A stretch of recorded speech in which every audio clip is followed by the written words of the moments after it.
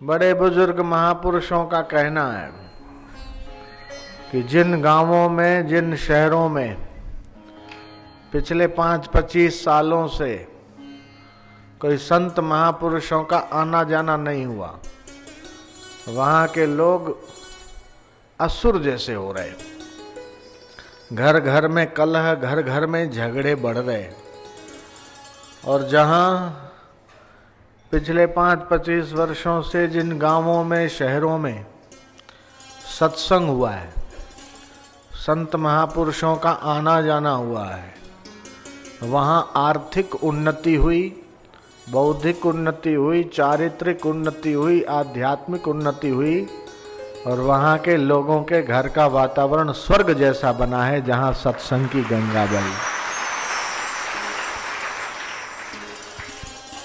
तो भवरोग की रामबाण दवा है संत महापुरुषों की अमृत वचन। संत शरण जो जन पड़े सो जन उद्धरण हार। तो एक एक कदम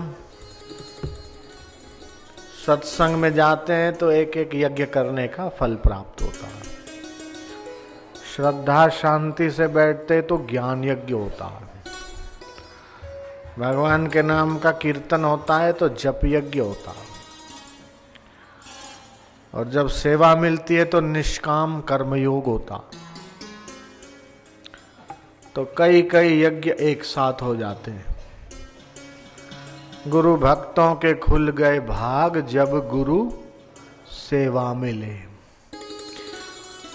विश्वामित्र की सेवा में राजा हरिश्चंद्र लग गए, अमर हो गए।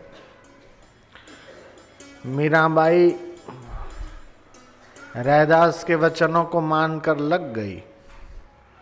तो राजस्थान के छोटे से गांव में जन्मी मीरा विश्व प्रसिद्ध हो गई। मतंग ऋषि के आश्रम में शबरी भीलन ने सेवा की। वो अनपढ़ भिलनी अपनी सेवा के प्रभाव से विश्व प्रसिद्ध हो गई। अपने लिए और अपने परिवार के लिए तो चींटी भी कर लेती है, मधुमक्खी भी कर लेती, दीमक और चिड़िया भी कर लेती है। लेकिन जो परोपकार के लिए करता है, जिसका तन सेवा में लगता है, जिसका मन भगवान के भजन में लगता है और जिसका धन सत्कर्म में लगता है, वो तीनों धन्य हो जाते हैं परमार्थ में लगने वाले। तन से सेवा कीजिए, मन से भले विचार, धन से इस संसार में करिए परोपकार। मंगल के कई साधन हैं, लेकिन सत्संगति को मंगलों का मूल कहा है। सत्संगति मुद मंगल मूला। रामचरितमानस की कथा, श्रीमद् भागवत की कथा, सत्यनारायण की कथा, ये सब तो आपने सुना होगा और सुनना चाहिए। लेकिन कितनी कथाएं सुनो, उसके बाद सत्संग सुनने की पात्रता विकसित होती है। भगवान रामचंद्र जी अपने गुरु के आश्रम में सत्संग सुनते थे। मैं जब छोटा था, 4-5 साल का था, तो अहमदाबाद आश्रम में बापूजी ने बोला रह जा। मेरी माँ अहमदाबाद आश्रम में नहीं रहती थी, दूर रहती थी, 5-7 किलोमीटर अलग। जैसे सब लोग घरों में रहते वैसे। तो महिलाओं को रुकने की नियम नहीं था। रविवार गुरुवार आओ, सुबह दर्शन करके शाम को चले जाओ। फिर मेरी दादी को रुकने की अनुमति मिली। बापूजी की माँ मेरी दादी महंगी बा, वो रहेगी। तो उसी ने मुझे पाला बड़ा किया। तो 5 साल की उम्र में मातृगृह छूटा और 13-14 साल की उम्र का था तो आपके रतलाम के पास पंचेड़ आश्रम में गुरुकुल जीवन शुरू हुआ। वहीं से सेवा साधना का अनुष्ठान प्रारंभ हुआ। तो 14 साल से लेकर 25 साल तक बापूजी के निकट रहा। तो कई देशों में बचपन में घूम लिया। 15, 17 साल, 18 साल की उम्र में तो विदेश यात्रा शुरू हो गई थी। मेरा पासपोर्ट जो लोग देखते दंग हो जाते। एक पासपोर्ट नहीं, 3 पासपोर्ट भरे हुए हैं। कई देशों की यात्रा की, लाखों करोड़ों लोगों के मैं संपर्क में आया। साल का जो 350 करोड़ रुपया कमाते 4 कंपनियां, उनकी देश विदेश में करोड़ों का टर्नओवर करती है। ऐसे बड़े बड़े सेठ 2-2 करोड़ की तो जिनके पास कई गाड़ियां खड़ी रहती है, ऐसे बड़े बड़े सेठ मेरे चरणों में फुट फुट के रोए। बोले गुरुजी आशीर्वाद करो, रात को नींद नहीं आती, 35 साल हो गए, मेरी नींद की दवा छुड़वाओ। मैंने कहा भाई 2-3 दिन की ध्यान योग शिविर होती है, वो भरो और हम जैसा बताते वैसा करो, जो गुरु का प्रसाद है, युक्ति है, वो करो। बोले गुरुजी शिविर में आने का टाइम नहीं है। मैंने कहा मेरे पास भी तुम्हारी दवा को छुड़वाने का टाइम नहीं है। तो मैं देश विदेश घूमा, मेरे ये निष्कर्ष पर पहुंचा कि सुखी वो है, सुखी वो नहीं जिसके पास लाखों करोड़ों रुपए हैं, महंगी महंगी गाड़ियां हैं और करोड़ों के बंगले हैं। सुखी वो नहीं है। सुखी वो है जिसके अंतःकरण में श्रद्धा है, प्रेम और भगवान की भक्ति है। मैंने बड़े बड़े सेठों को फुट फुट के रोते हुए देखा।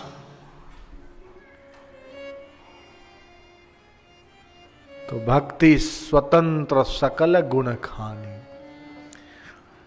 आजकल लोग समझते हैं कि इसका बेटा तो अमेरिका गया, फॉरेन गया, वहां पढ़ रहा है, तो बड़ा आदमी समझते। लेकिन विदेशों का हाल तो बुरा हो रहा है। जयराम जी की बोलना पड़ेगा। 350 बैंकें बंद हो गई अमेरिका में। मनी क्राइसिस में कई देश मरे जा रहे, डूबे जा रहे। अमेरिका में भी कितनी गरीबी है। बापूजी ने तो कनाडा के जयंत भाई को बोला, बोले अब अमेरिका और कनाडा का हवा बहुत आपने खाया, लेकिन आप तो हमारी भारतीय सनातन संस्कृति के प्रसाद को पाओ और ऋषि पद्धति से जीवन यापन करो। तो वे भी कुछ सालों से आपके मध्य प्रदेश के रतलाम के पास मांगल्य मंदिर की व्यवस्थाओं को संभाल रहे हैं। ये भी खड़े होकर सबको हरिओम कर देंगे। मांगल्य मंदिर देखा आपने रतलाम का, वो संभालते हैं। कनाडा से आए। आप अपने बच्चों को विदेश भेजने के लिए रुचि रखते, लेकिन जब मैं वहां गया तो लोग कहते कि स्वामी जी हम डॉलर के लिए यहां आए थे, संपत्ति के लिए हम भारत छोड़कर यहां आए। डॉलर तो मिले, गाड़ी मोटर और मकान तो हमारे अच्छे बन गए, लेकिन हम ये बात से परेशान हैं कि संपत्ति के लिए हमने हमारी संतति खो दी। हमारे बच्चे हमारी बात नहीं मानते। मेरी लड़की लवर को लेके आती है और इधर स्विमिंग पूल में नहाती है, स्वामी जी उसे समझाओ। और जब मैं अमेरिका गया तो वहां एक भाई ने मेरे से कहा कि यहाँ के अखबारों में छपा है कि एक लड़के ने अपने माँ बाप के ऊपर केस कर दिया है कि तुमने हमें पैदा क्यों किया। मैं समझता हूं कि 125 करोड़ के इस भारत देश में एक भी लड़का ऐसा नहीं होगा जिसने अपने माँ बाप के ऊपर इस तरह का केस किया हो। मैं जब छोटा था तब स्कूल के मास्टर ने मुझे पढ़ाया, लिखो भारत कृषि प्रधान देश है। मैंने लिखा जिसने समझा हो, पढ़ा हो, पढ़ाया हो, लिखा हो, सिलेबस में बनाया हो। लेकिन जब मैंने हिमालय से लेकर कन्याकुमारी, द्वारका से लेकर गंगा सागर तक की यात्रा की, भारत के शहर शहर और गांव गांव में मैं जब घूमा, तब मुझे लगा कि स्कूल में मुझे थोड़ा गलत पढ़ाया गया। भारत कृषि प्रधान देश है, ये ठीक है, ये बात दूसरे नंबर की है, लेकिन पहले नंबर की बात तो ये है कि भारत धर्म प्रधान देश है, संस्कृति प्रधान देश है।